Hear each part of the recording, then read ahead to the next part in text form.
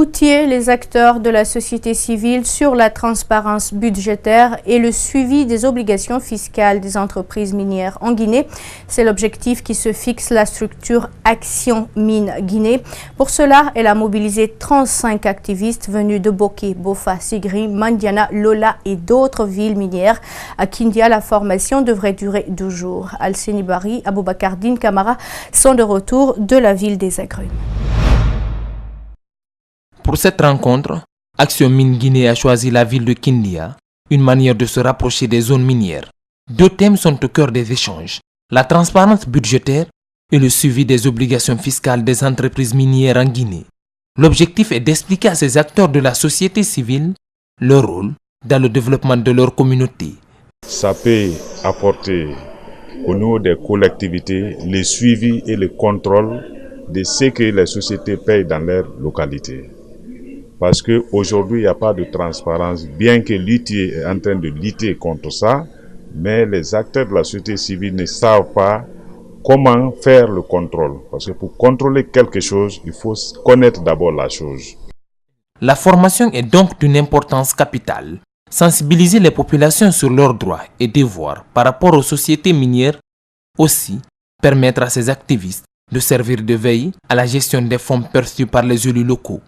C'est pour permettre à ces acteurs de la société civile d'impulser une certaine dynamique dans la transparence, d'amener les élus locaux à être beaucoup plus redevables pour que les actions qui seront identifiées en termes d'actions de développement financées par les fonds soient des actions concertées, des actions qui améliorent en quelque sorte les conditions d'existence, les conditions de vie des populations qui sont impactées par l'exploitation minière. Parce que vous savez, en matière d'exploitation, il y a toujours des impacts environnementaux, des impacts sociaux. Pour corriger ces séquelles, il faut un programme inclusif de développement pour venir à bout de ces différents impacts qui parfois dégradent la vie des citoyens. Désormais, ces jeunes promettent de vulgariser ce acquis et surtout parer à d'autres manifestations dans les zones minières. L'engagement que je vais prendre vis-à-vis de ma communauté, c'est de partir d'abord restituer ce que j'ai eu ici comme information, ce que j'ai eu ici comme instruction. Donc à travers ça, je vais mobiliser ma jeunesse, ma communauté pour les informer, pour que, en dépit des manifestations aujourd'hui qui secouent les villes de Boké, que ça cesse, mais vouloir suivre aussi la légalité, les procédures légales pour pouvoir réclamer nos droits dans la légalité.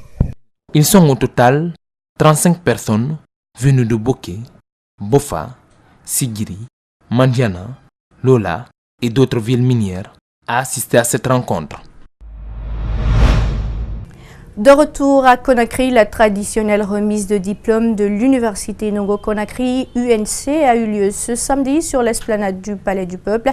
Cette remise solennelle de diplôme à la 9e promotion de l'UNC a été sponsorisée par la marque téléphonique Techno, une première dans l'univers de l'enseignement supérieur en Guinée. C'est un public reportage que nous signent Malik Sangana Kamara et Alseni Kamara. L'université Nongo-Conakry UNC est l'une des meilleures universités privées du pays. Après 3 ans de formation, la 9e promotion de la dite institution est sur le marché de l'emploi. Une satisfaction pour les nouveaux licenciés. Je suis très contente, je suis émue, je remercie maman et papa, toute la famille, l'école qui m'a fait une bonne formation. L'esplanade du Palais du Peuple est envahie ce samedi par ces sortants de l'université UNC, tous habillés en toge. La nouveauté cette année, c'est la participation d'un sponsor, la marque Techno. Cette marque sponsorise l'événement pour avoir une meilleure visibilité de ses produits déjà sur le marché guinéen. Aujourd'hui, nous allons sponsoriser l'événement de l'UNC, qui est l'étudiant qui remise le diplôme. Parce que aujourd'hui, c'est la 9e promo de l'UNC. L'UNC, c'est un camp de l'université. Donc, nous voulons en partenariat ensemble, on voulait beaucoup de sponsors, beaucoup d'aider les étudiants. Dans les universités, bon nombre d'étudiants utilisent les téléphones Android de marque Tecno, qui fait le bonheur de plusieurs parmi eux. Tecno Guinée invite sa clientèle à venir découvrir ces nouveaux produits. J'adresse un message à nos frères et sœurs guinéens, précisément aux étudiants. Je m'en vais leur dire qu'ils comprennent que Tecno Guinée est là pour eux. Particulièrement à votre client.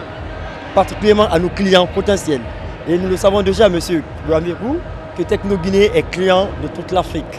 C'est un partenariat qui semble profiter aux différentes parties au regard de l'intérêt accordé par les étudiants aux produits en promo, comme le téléphone Tecno Spark 2.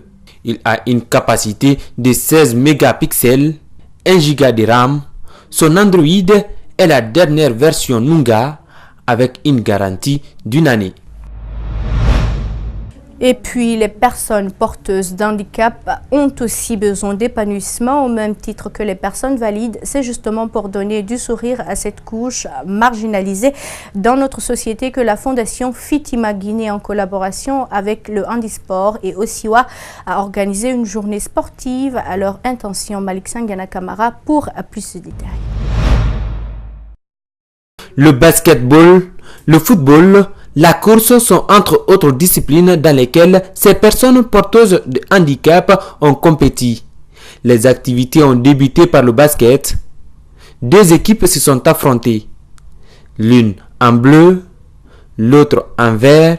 Les bleus ont battu les verts sous le score de 4-3. Le foot et l'athlétisme ont rayonné. Nous avons voulu montrer aux gens que les personnes en situation de handicap sont des personnes qui ont vraiment des potentialités. Donc ce qu'on a voulu démontrer ici à travers cette sortie handisport, ils seront épanouis, ils vont montrer leur talent à tout le monde.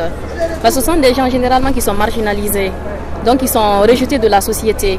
Dans les sociétés africaines, le handicap est mal perçu. Les personnes se trouvant dans ces états sont considérées comme porteuses de péchés et de mauvais sorts. Briser ces tabous, c'est ce qu'ambitionnent les partenaires de Fitima Guinée. Le Handisport a accompagné Fitima dans la réalisation de ses activités. Pour son président, le sport est d'une importance capitale dans la vie d'une personne handicapée. Un porteur de handicap qui ne pratique pas l'activité physique, qui ne pratique pas le sport, est voué à l'obésité, à beaucoup de problèmes. Donc un handicapé qui pratique le sport, forcément ça augmente l'espérance de vie. Et au niveau psychologique aussi, ça a un impact très positif. Le président du Handisport demande des investissements dans le domaine du sport chez les personnes porteuses de handicap. Cela permettra, selon Sékou Doumbouya, de diminuer la mendicité dans la cité.